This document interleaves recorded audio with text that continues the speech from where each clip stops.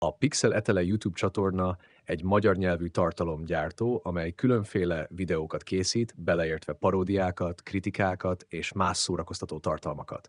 A csatorna stílusa változatos, de úgy tűnik, hogy a humoros, könnyed megközelítést részesíti előnyben, különösen a rövid videók, shorts terén. A csatorna a vizuális kultúrával és népszerű médiatartalmakkal foglalkozik, és időnként olyan témákat is érinthet, mint a videójátékok, filmek és animációk, mint például az agymanók.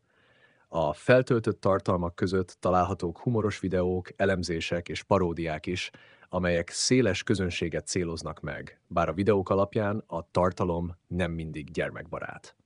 A csatornának jelenleg több mint 680 feliratkozója van, és több mint 100 videót töltött fel, ami arra utal, hogy rendszeresen frissíti a tartalmait.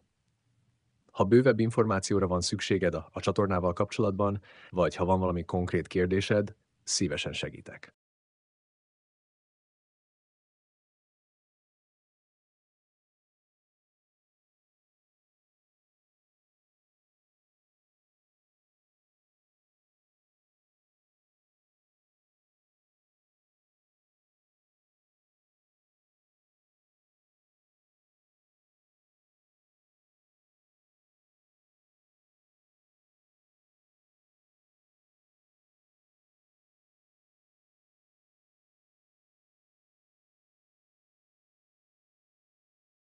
Azt, hogy egy csatorna jó videókat készít-e, nagyban függ az egyéni ízléstől és attól, hogy milyen típusú tartalmat keresel.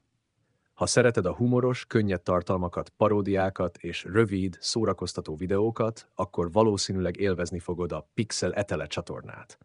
A csatorna kreatív és szórakoztató tartalmakat kínál, amelyek célja, hogy megnevettessék a nézőket és könnyed kikapcsolódást nyújtsanak. Az ilyen típusú tartalmak általában vonzóak azok számára, akik szeretik a popkultúrát, a vicces paródiákat és a vizuális poénokat. Ha inkább komolyabb, mélyebb elemzéseket keresel, vagy specifikus témákban szeretnél részletes információkat, lehet, hogy más csatornákat érdemes keresned. Összességében, ha a Pixel Etele stílusa és témái tetszenek, akkor valószínűleg jó szórakozást fogsz találni a videókban.